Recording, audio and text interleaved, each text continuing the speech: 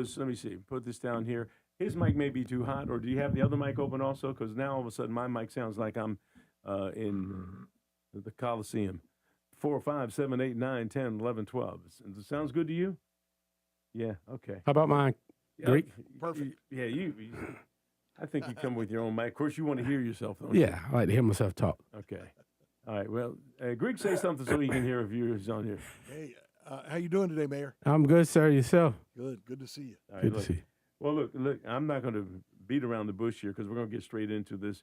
I saw your note offering condolences to the two Fort Bragg soldiers from our area.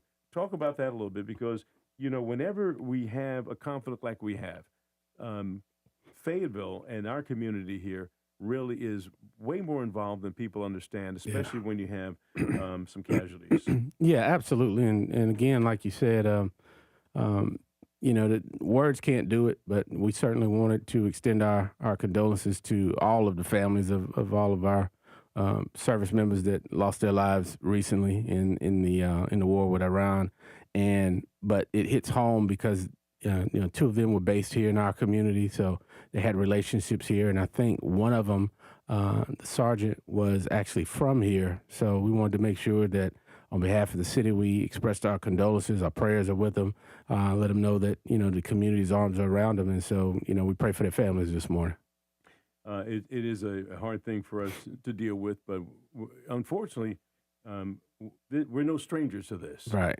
And you can just think back to the Gulf War and when you have soldiers away from their families for extended periods of time, that impacts us in a number of different ways. Well, it does. This community carries a lot whenever, troops are called into action. Being the largest military base, we carry a lot from an economic standpoint, like you said, to where, people leave and the families are left here. And I think that's what makes us a great community is that whenever that happens, the support system here is great. That these relationships that the spouses and the children have, they go to our schools, they go to our churches, they go to our other social activities. And so we've just got to make sure that in tough times we keep our arms around them. And so, we're here. We even though we're on break, I had staff look at touching base with Colonel Mixon, who actually transitions out. He's the garrison commander. He transitions out this month, and his replacement will be in. But to put us in contact, and if there's anything we can do to kind of help and support, we're here for it. Yeah, and for those of you not familiar with the way the military works, the garrison commander at Fort Bragg is like the mayor of Fort Bragg, just like your equivalent on post there. Well, I heard he's like the city manager. One of the generals broke it down for me. Is that okay? Yeah. So because he handles some execution activity, he kind of runs everything, and so he runs the day to day. All right. Well, what are you running in here today? I'm running from you and your questions, but no, we're coming back in the next week or so. So we've got a couple of hot topics. You and I talked briefly about it the other day, but City View did a very it was a very necessary gathering about the economic situation of our community, and they brought Department of Commerce, City and County, and we had conversations we've had before. What it did, and Fayetteville State hosted it, and Chancellor did a great job doing so. But what it did, it brought additional focus into something we were working on, and so I looked a little further in that, Gilbert, and as we talk about it, I hear people always say, why do we, why are we tier one and we're a city? Why do we not have the high end highways jobs? Why can't we attract that? And it occurred to me as we're talking about and as we talked about these next generation jobs, I pulled the information about what type of degrees we produce, right? And there's a direct correlation between the educational graduates and the jobs that you attract. And so ours, just to give you an idea of what I'm talking about, we produce a number of degrees in education, social workers, social science, medical billing, and we've got a great nursing program. And so from our universities, a lot of those jobs fit into the Cumberland County Schools and Cape Fear Valley, which are our largest non-federal employers. So right off the top, 30% of those workers go to work for one of those two institutions. So right now, any company, if you were a company, which I can't think of any, that were looking to follow an industry that produces teachers or produces social workers or produces social science majors or criminal justice majors, you're not going to attract an industry with that. And it says that the average of those wages are between 30 and 50, okay, which is the target of where we are in this community. So then, but now the bright side to that is FTCC is a NSA certified partner, which is very rare. It's only 20 plus community colleges that have it. And we have one based right here. We have not leveraged that, and those jobs are six-figure jobs. And so, how do we elevate that? Fayetteville State has a cyber program. How do we put more graduates in that space that actually attracts those kinds of industries? And so, those are some of the things that we're going to work on when we get back. Also, in addition to doing that, we'll continue. I do have a council member request in for right now. The library has been used, and everybody knows where the downtown library is. It's right between Festival Park and the baseball stadium. Two of the kind of the main anchor amenities downtown. And then we have the library, which traditionally has gone from an educational hub to more so a place to was a cooling or a registration center that the county was using, and I think they've gone through some transition there. But it brings a lot of the unhoused and unsheltered there, and so I don't know how much of an educational asset that is right now, because we got calls last week, even though we were on break, from some of the downtown residents that sent us pictures of behind the library and across from the Capitol Encore. It was like loads of trash and graffiti. So we sent our teams down there to clean it up. But we think part of the problem is, one, the county, has and will continue to transition that from being a hub or registration for the unsheltered for whatever activities they need to provide. Hopefully they'll use Salvation Army and one of the partners. Two is people have known that that's been the case, and they pull up with plates, well-intended, but they pull up with 25, 30, 40 plates, and they feed them. And so what happens is there's become a pattern that people know that at 12 or 1 o'clock, someone will pull up with plates, and at 2 or 3 o'clock in the afternoon, you'll have a barrage of debris with no trash support. So I'm bringing in something that will put a little bit more structure around that will ask people, if you're going to do these mass congregate feedings, that you register so that we can do it at an appropriate site that we'll have the trash pickup. And so we're going to talk about that. But the community, I'm looking for input from the nonprofits and people who are in that space. I floated it out at my coffee with the mayor. I got a great reception saying, hey, I think if it's more organized, it'll be more impactful. Then we can also coordinate. But what we can't have is people pulling up, cooking food at their home. You have no idea what's in it, and if it's safe, and you're doing it in our public space. So our parks now are underutilized right across from Festival Park because of that. Well, you bring up a lot of good points there. We're going to hold you over here for a second. I'm going to go to break here, and we'll talk about that a little bit more. I know you have a couple of other things on tap as well. You're listening to News Talk 640 WFNC. We've got Fayetteville's most dependable forecast with CBS 17 meteorologist Rachel Dunsany. Rain will arrive by late morning, with the heaviest rain by the afternoon and evening, with a high of 85 degrees. Tonight, the rain and thunderstorms will continue with a low of 70, and then Friday will be mainly cloudy with scattered rain with a high of 84. Up to 2 inches of accumulating rain is expected through Thursday, with lingering areas of rain continuing through at least Saturday. That is your Fayetteville forecast. I'm CBS 17 meteorologist Rachel Dunsing. Okay, Rachel, right now 80 degrees in Fayetteville, Hope Mills, and also Fort Bragg. You're listening to News Talk 640 WFNC. Ritchie Law Firm Injury Lawyers. Ritchie Law is on top of it. Go to ritchielaw.com. That's ritchielaw.com. Download to see if you qualify. Not all customers will qualify. Transfer fees may apply. No Albert subscription required. Albert is not a bank. Albert Instant Loans are issued by FinWise Bank, member FDIC. Not an actual client. Terms apply. Kylie, what's wrong? I just got hit with a car repair bill. I'm behind on rent, and I feel like I can never save any money. Have you tried the Albert app? Albert is your financial assistant, helping you find ways to save and create custom budgets to actually grow your money. Plus, you can get up to $10,000 for big expenses or advance up to $1,000 fast when you need cash right away. Albert can get me up to $10,000? Exactly. Albert spots you in a pinch and helps you grow your money in the long run. I'm downloading Albert right now. Download the Albert app and use promo code SAVE to borrow up to $10,000 for whatever you need. The Albert app helps you budget better and save more money so you reach your financial goals faster. Download the Albert app right now and use promo code SAVE.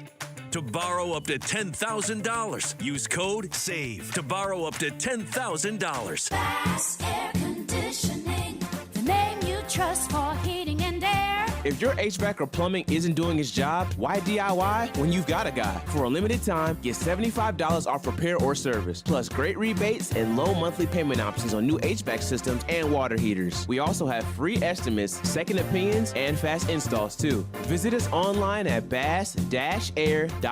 Bass Air Conditioning, we're your comfort guys.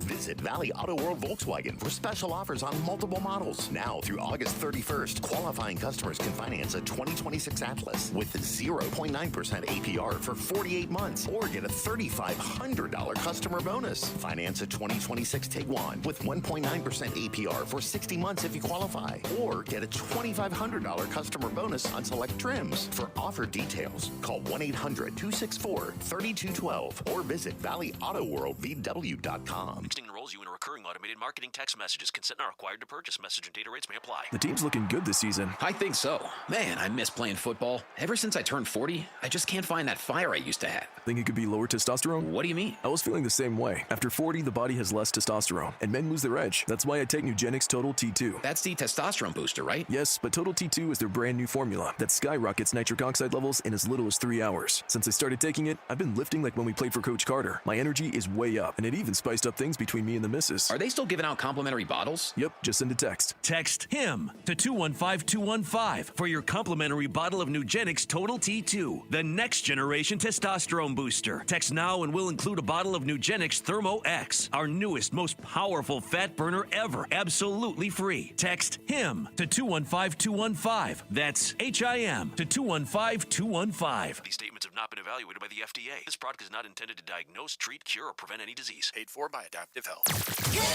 Good morning, Fayetteville with Gilbert Bays on WFNC News Talk 640 AM and now on 103.5 HD2.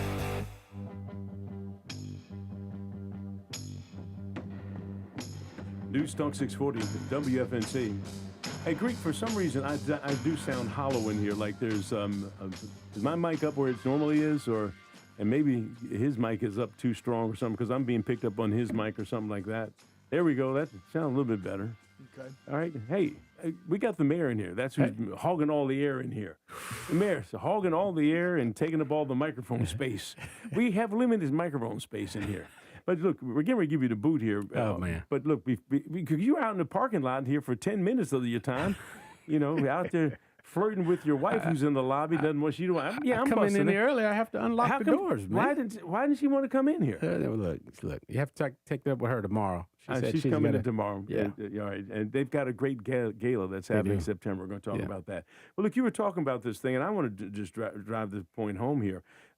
If you live in Fayetteville or if you're in this area and you're less fortunate and live on the street, you will not go hungry because Fayetteville, I mean, we have a reputation for feeding folks. And as you mentioned, there are all types of churches and organizations, nonprofits that will make sure there are places to eat. The good point that you bring out about it is everyone knows at 12 o'clock, maybe at Maiden Lane, that's where it's going to be. Yeah. But if you adjust it and take it to another location, wherever it might be, it's not we're trying to hide anything, but we're trying to make it so all the residents, everyone can live in the community the way they want to live here. Right. If you put it wherever you put it, those who are less fortunate will find where it is. Yeah. Just through word of mouth. Right. That's all. So I'm glad to see that you're working on that. And I'm just glad to hear that you're not just saying, stop it, don't feed them anymore. No, That's not what we're doing. No, we're trying to provide support, and we want them closer to the support that we partner with. We partner with Salvation Army. We partner with Man in the Day Resource Center. So those are two natural fits for the spots, and we just got to work on coordination. And we need the trash cleanup. We're fighting a losing battle trying to keep the city clean if we're not hitting it at all angles. Well, I remember the Cape Fear bridge there on Pershing Street. I mean, the amount of debris that was accumulated under there not only was an eyesore, it was a health issue. Yeah, I mean, we continue to take tons of trash from under there. We do it probably quarterly, and then we added another $250,000, $300,000 for trash cleanup for this budget cycle. So we've got to do some of the structural policy changes to go with it. All right, you got time for one more point that you want to hit? Hit the point. Well, I mean, I think we covered a lot of ground today. Again, when we come back, some of the things that are will be on our agenda. We'll continue to bring our awareness up on data centers. I mean, we know that Gilbert, as we talk about those sectors that we talked about with employment, we talked about cyber, defense, technology, and healthcare. Technology, it's not necessarily for the jobs or just the tax base, which it does provide tax base. It is the signal that we are a community that's open to technology and infrastructure. How do we do it responsibly? How do we do it to protect our citizens, protect our neighborhoods? But we will have to make that decision coming up, probably sometime between August and September, that the city council is now taking their personal time, some of them, driving their personal vehicles sometimes, going to learn as much as they can about these data centers so that we can make an informed decision. So that'll be coming up too. Okay, and as far as the technology portion and making Fayetteville more than just a bedroom community in Fort Bragg, that's not something that's going to just change overnight. No. We said that we didn't want to be the chicken plant place. We turned down Sanderson Farm, and that ended up down in Robeson County. Right. And so you have to have patience. We've had some patience here, and you have to also have foresight. Right. And Robert Guion with the economic development folks, they're really doing a great job on recruiting folks and saying, hey, we got the resources, we got the space. Right. Bring your business here. Right. And without the tools that he needs, which is, are we producing enough capable workers in the community? Have we marketed that well? Do we have the infrastructure and those kind of things? And do we have the political will to say what it is that we want to do? And that last point I'll say before I get the big boot, we have built an economy around selling services and goods to the military personnel. We have not done a great job with providing services to the organization, to DOD, and to the military themselves. And I think that's where our opportunity lies, like Colorado Springs and like Huntsville have done.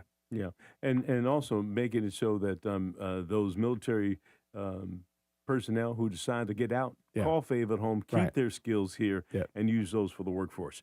All right, look, I sound like I'm running from air, but I'm not. I'm going to give you the boot. Here's the boot. That's what we're going to give you the big boot. Stay there. I want to get a picture of you. Right. You're listening to News Talk 640 WFNC. We've got local news right now.